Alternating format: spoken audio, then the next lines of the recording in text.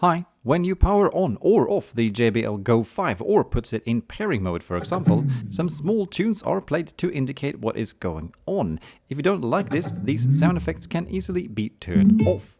To do this, first make sure that the speaker is connected to your phone and that you have the JBL Portable app installed. Then open the app and scroll down to Product Information. Select this and then untick the box next to Feedback Tone.